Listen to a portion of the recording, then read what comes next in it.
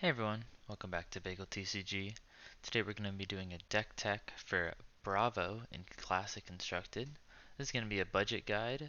The deck's going to be about $100 with tons of room for upgrading, and it'll still be pretty strong at that price. So we've got, of course, our hero Bravo, very strong activated ability, 2 resources, and your attack actions with cost 3 or greater have dominate.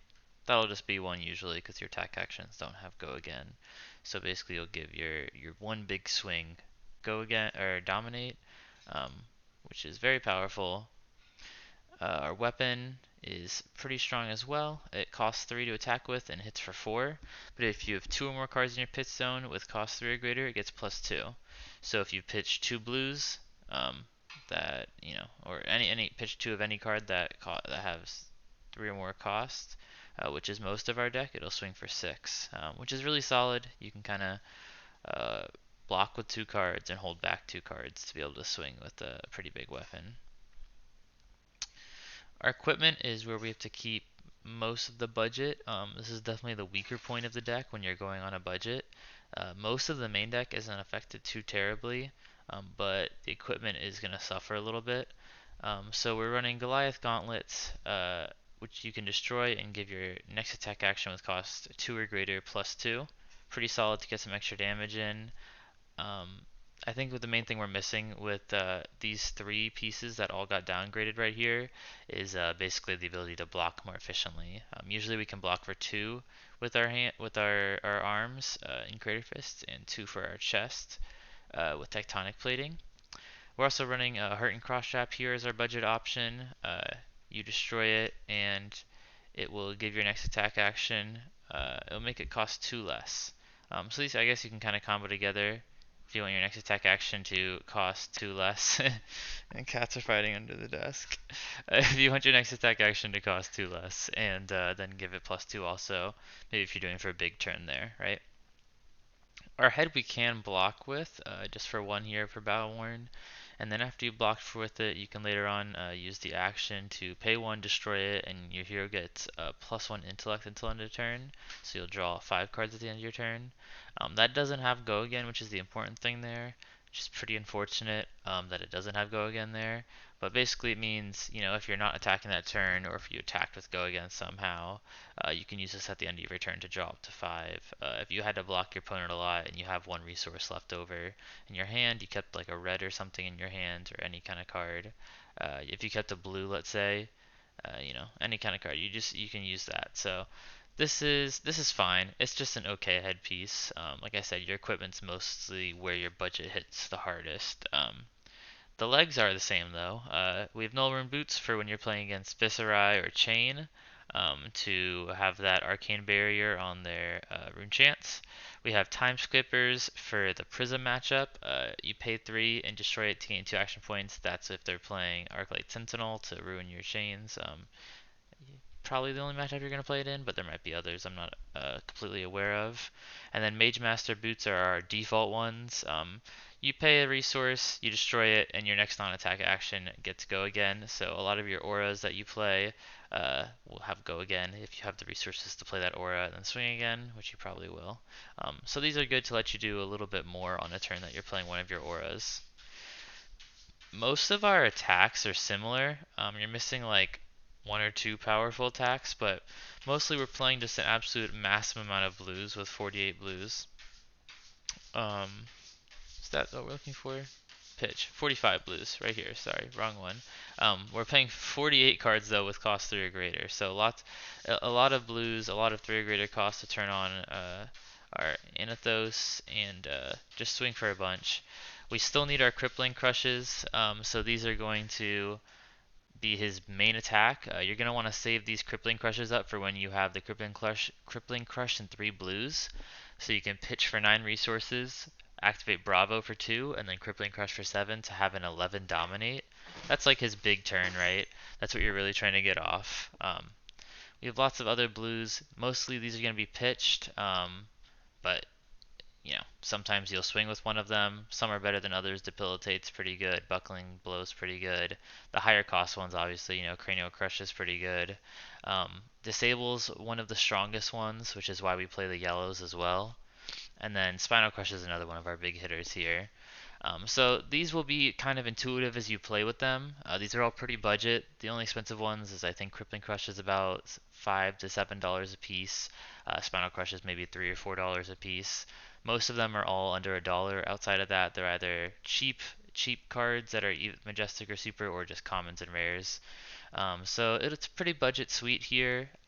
There's a little bit room for upgrade, but as you'll play the deck, you'll understand a lot of just blocking. You're blocking a lot. It is a control deck, and pitching to swing with one big attack a turn. For attack reactions, we play red and blue pummels here. Pummel's just a really powerful card in this deck. It'll work on pretty much everything in the deck. Red pummels are even stronger, obviously. Blues are there to do, you use them sometimes, but mostly to be pitched.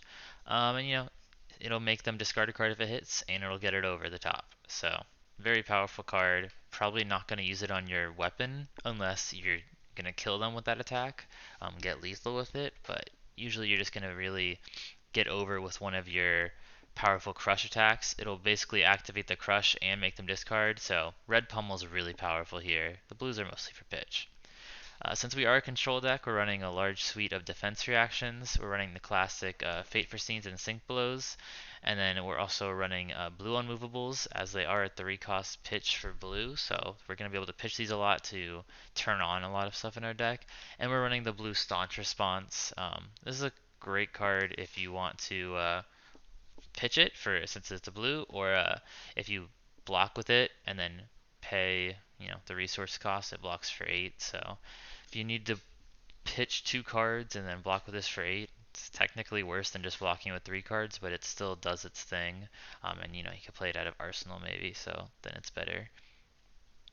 But yeah, so solid defense reaction suite here.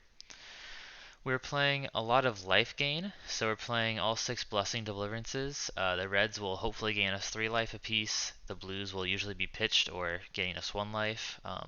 Sigil of Solace, we're also playing this suite here to gain us hopefully 9 life total throughout the game. So this is a lot of life gain. We are a control deck. We'd love to start at a virtual, if we hit for everything here, we'll start at a quote unquote 61 life by gaining 21 health over the course of these 9 cards.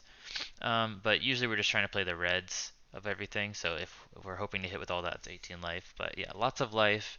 Like I said, we're blocking a lot, using defense reaction, using life gain, blocking with a lot of efficient 3 blocks, and then swinging in with one big swing a turn, right? So we're trying to block with 2 of our cards, keep 1 to pitch and 1 to swing with, which is kind of how control decks function. It's kind of how control decks function, Flesh and Blood. We're playing 3 Towering Titan. Almost always this card's going to be pitched because it costs 9. The turns it's good is, the first turn of the game it's pretty powerful. If your hand's 4 blues and you have this and you're going first, it's pretty absurd. It's pretty insane. And if your opponent has a really slow turn and they whiff, you can set this up. But usually it's just going to be blocked with or pitched because usually you're not going to have a spare 9 resources laying around to do nothing with. Showtime is very powerful. This is where we're going to be using our Mage Master's Boots a lot. It lets you search your deck for an attack action, usually your Crippling Crush, and put it into your hand. Or, Crippling Crush is if you want to arsenal that for later, but because you're not going to have the resources to play it also, probably. But it could also work, if you want to just swing with a solid, like, red attack here, like in a Crush the Week that costs 3, or a Spinal Crush that costs 5, you might be able to even get that in. And if you Mage Master Boots it, that's just an extra resource to give it go again, because it does not have naturally go again. It also destroys itself on your next turn, and you draw a card. So, solid card, blue, so it does a lot of stuff. Yeah, great suite. And the other card we're running is a One of Remembrance, which is good in the control mirror, as it lets you shuffle 3 attack actions from your graveyard into your deck. So hopefully you can shuffle some Crippling Crushes or Spinal Crushes for some extra gas later in the game. So yeah, that's pretty much the deck. It's gonna be just swinging in with some big dominated, hopefully, crush attacks, right? Blocking a lot. You're going to probably block with two of your cards, like I said, and then you're going to keep one blue to pitch and another to swing with. The exception is when you're trying to get off big crippling crush turns, obviously, then you're going to be taking a lot of hit. You're probably not going to want to block at all if you can set up that crippling crush turn, that spinal crush turn. But most of the time, you're going to be just keeping one or two cards. Maybe only block with one card if you're trying to get in a dominated like choke slam, because then you need two pitches. Um, but yeah, so it's gonna. I mean, you'll see how it's a simple deck to start playing, but there's a good skill ceiling to it. So I definitely recommend picking this deck up. It's one of the top three decks in Classic Constructed right now. We're gonna just look quickly at the upgrades. So the main upgrade you'll want to do first, if you've got the cash, is a tectonic plating. It's about $100 right now. It's his chest piece. It'll block for 3 total, and the seismic surge aura tokens are very, very strong, right? So this is the main thing you're really hurting on missing. Next, it would be good to grab a Crater Fist here. Actually, before you even grab the Crater Fist, you're probably going to want to grab these 3 Righteous Cleansings, which is a really good attack that you're missing out on because they're about 10 bucks a piece right now, and I had to cut them. Um, and then, yeah, one of Tome of Fyendal. You don't really need these stamp authorities. Arcanite Skullcap, if you have the money for, you can upgrade, but it's about $200. So, Crater Fist would be good to pick up at about 25 bucks. It'll block for threes pretty much all you're doing.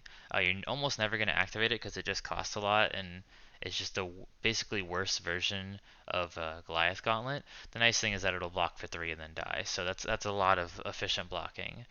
So yeah, Tectonic Plating is your first upgrade, then maybe a Crater Fist and 3 Righteous Cleansings. And that'll be most of the deck. These 3 Command and Conquers are also about 100 apiece, and so that's a huge upgrade if you've got the cash for it. But you're really gonna want to grab that Tectonic Plating, that Crater Fist, and those 3 Righteous Cleansing once you get the cash. But honestly, most of the deck you'll already have. I mean, most of this is budget already, and you could pick up one Tome of Fyendal, 2 Stamp Authorities if you want. They're not like a must-have. Uh, Most of this you should already have then. The Command and Conquers, like I said, and the Skull Cap are probably going to be outside of your budget unless you do have the cash and you want to put it in which case they're great upgrades to have these 3 Command and Conquers and Arcanite Skull Cap. Hopefully I didn't talk too fast there. I hope you enjoyed the video. Hope everything made sense. If you have any questions, please leave them in the comments below. Make sure to like and subscribe, and let me know what hero you want me to cover next, what topic you want me to cover next. If you like limited, or you like classic constructed or blitz, yeah, leave a comment below, and thanks for watching. See you next time.